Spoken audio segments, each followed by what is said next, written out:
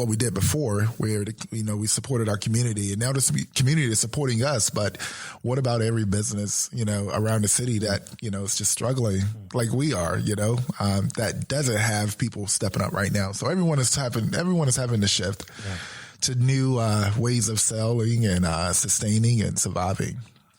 Sarita, speak to what does that look like for you as a nonprofit leader, right, in a different sector, but still a small business director, right? How has this crisis impacted your work and the work of your team in the community? Sure. So, Step Up Durham provides employment training and placement services, and most of the people that we partner with have significant challenges to employment, and they needed work yesterday. So you're working with communities that are in recovery, communities that are coming out of domestic violence situations, or 51% of the folks that we work with are justice involved. So these are folks that may be the hardest to serve around employment, but they're also still fathers and mothers and have responsibilities, rents, mortgages, utilities. And so they need work. And when we're not providing training, because there was this, feeling like, well, maybe we should still have training and just cap the training. And then we wanted to be good stewards of not just our participants, but our staff. And so we stopped doing the training. That means a number of people that aren't being served, that are not getting their resumes tweaked, that are not being sent on interviews. And it's not just about, that piece, it's also about the hope. So a level of hopelessness sets in. And I think one of the things that we do, Step Up, is we provide hope to people because we're walking alongside of them on this employment journey. So there's that piece. So what the team is doing now is just working with folks that are currently on their caseload that are still looking for jobs and doing one-on-one meetings. But the piece about that is that, a lot of places have hiring freezes. And so even though a person is ready, they've got their resume, they've got the professional attire, they feel really confident because they've gone through a number of mock interviews, people are not hiring right now because of what's going on. And so we just continue to figure out ways to serve, to give hope and encouragement so that when we are on the other side of this, people are ready to go into that interview and nail it and get the job that they need to take care of themselves and their families. Thank you for sharing that. Wow. I was having just a quick conversation this morning, actually on my way here in preparation for this time with you all, with a former president of a chamber of commerce. And she was doing a virtual happy hour last night with presidents of chambers of commerce across the country, just to check in, do like a wellness check. How's everybody doing? Like sort of like what we're doing here today.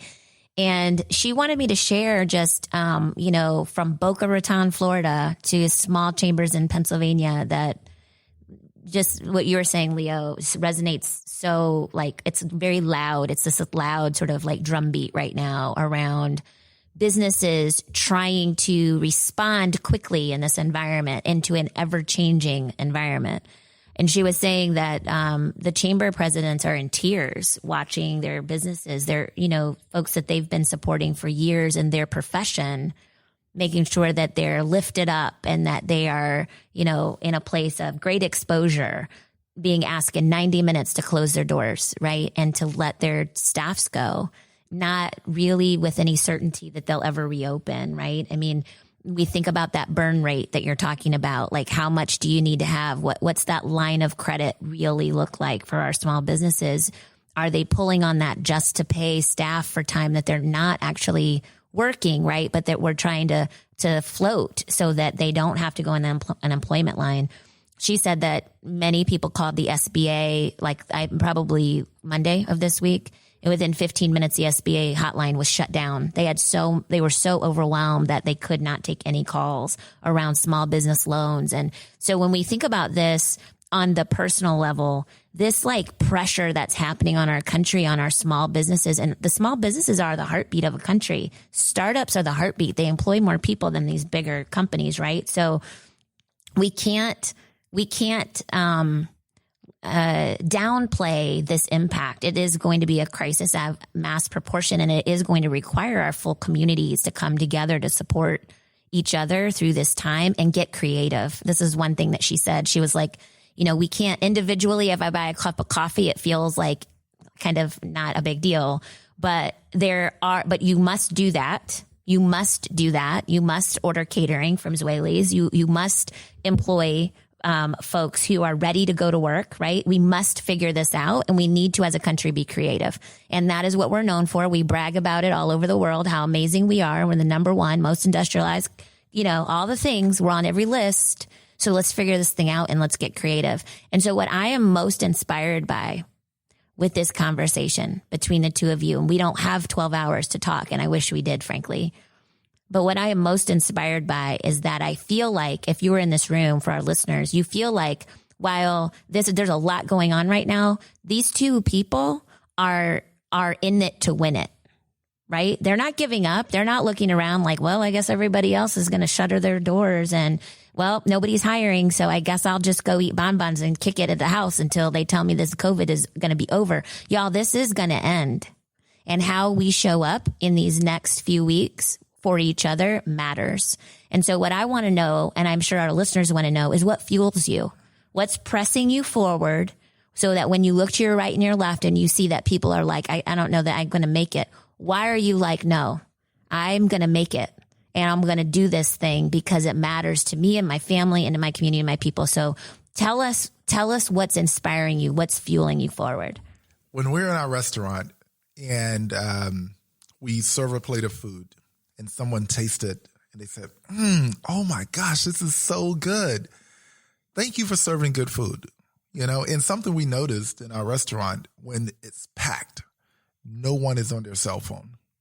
They're all just, just having conversation and enjoying good flavor, great flavors, and enjoying one another.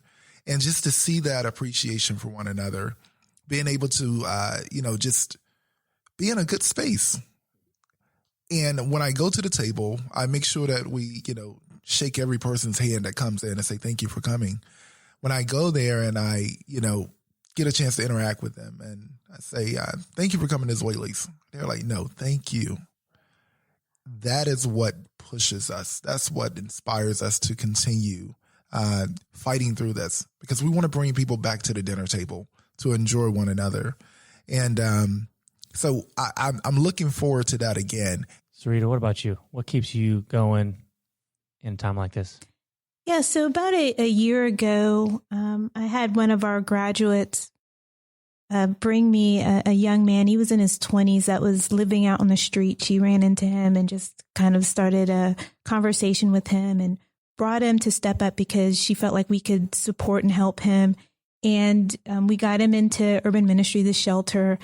Got him housed and got him through our employment training week. And on the Friday of graduation, when folks are dressed in a professional attire, which we provide, I walked up to him and I was like, how are you feeling? And he said, I feel like a CEO. And I was really moved by that. And so these young people, or the folks that come to our program that are super motivated and they're showing up and they have hope when they graduate and they're ready to work. And this is, even though it may not be a big deal for other people, the fact that they got through this training was a huge deal for them. That's what fuels me. Just to be walking with people that are ready to work and to be a great employee for some of these small businesses out here. They're looking for really great employees. What are some practical ways that they can lean in to love their neighbor well during this crisis? Yeah, so emergency aid is really important. I think that's what people are thinking about right now. How do we feed folks in our community that need food? And I'm one of them as well. But I don't want people to forget about the development aid that's needed. And we've had to move our annual Impact Luncheon, which would happen on April 21st, to be a virtual event. And though I'm super excited about the way it's coming together, I am concerned that people will still be focusing on emergency aid, and that's going to impact the $90,000 goal that we had for ourselves, which is a huge part of our budget.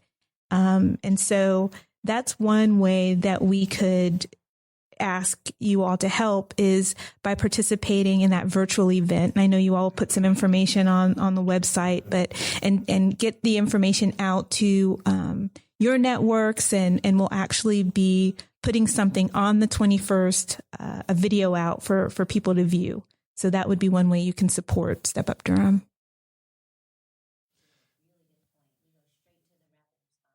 Right. The development never stops. And so it's both and. Yeah. Leo, what about you? Yeah. So we are, of course, we have our website that people can send emails, but we are just putting all of our updates on our social media platforms. It's Zweli's Kitchen, at Zweli's Kitchen on Facebook, Instagram, and Twitter. And we had one of our customers actually start a GoFundMe for us. And the GoFundMe is helping us raise money to, of course, pay rent and help us pay our employees. Our family is what we call them, so that we can sustain the business. And in the meantime, it also allows us to, continue business with delivery and takeout and curbside service, which has been fun. We get to interact with folks in their cars at the curb. We also are going to continue supporting the families at McDougald Terrace, and the GoFundMe is allowing us to be able to do that. So starting today, actually, and if you're looking at our Facebook, you'll see us live. We are preparing 600 meals a day for the next 14 days. We're going to be on a schedule where we're going to take it to every hotel, to every family member, and provide a meal a day for every McDougald Terrace family member in every hotel. So, Sarita and Leo, I thank you so much for being here, because your work can't stop. Your work cannot stop. And I think that we as a community have to rally around you to give you the resources that you need so that you can keep going. And I think that we all have to play our part. I think that's the point, is that, there are more vulnerable people before COVID that have been made even more vulnerable and marginalized. Injustice doesn't go away. Actually, I think it is just heightened in a crisis like this. And to hear what you're continuing to do, we need to figure out and be innovative on what it looks like to come alongside Step Up Durham. What does it look like to come alongside as Zweli's? However we can. And we got to figure that out together. And that's what we're going to do. And so if you were listening to both of those things of ways and you missed it, maybe you were driving something, don't worry. We're going to put all this information of how you can step in to step up, right? You see what I did there, Sarita? I don't know how to do that with Zweli's as an analogy. That's okay. Metaphor. It's okay. Yeah. I only get one per show. That was my okay. That was it. Yeah. It's fine. But ReCityNetwork.org, we're going to be putting a resource guide out for all the ways you can come alongside vulnerable populations right now and still get proximate, because there are ways, even as you practice social distancing, to get proximate to support vulnerable populations, support the work that Sarita and her team are doing, support Zweli's as they literally feed people who are been displaced, who are now in double crisis. That's right. Please go online right now, look at these resources, and find a way to lean in. Yeah, good. Love it. Thank Thanks y'all for so being much. here. Thanks so much for listening to Just, a part of the Capital Broadcasting Podcast Network in partnership with ReCity and Coastal Credit Union. In the spirit of sharing, if you like what you've heard, tell a friend about the show and give us a 5-star rating and review. Many thanks to DJ P-Dog and producer Low Key for producing the music for our show. Subscribe on Apple Podcasts, Google Podcasts, or wherever you listen to podcasts.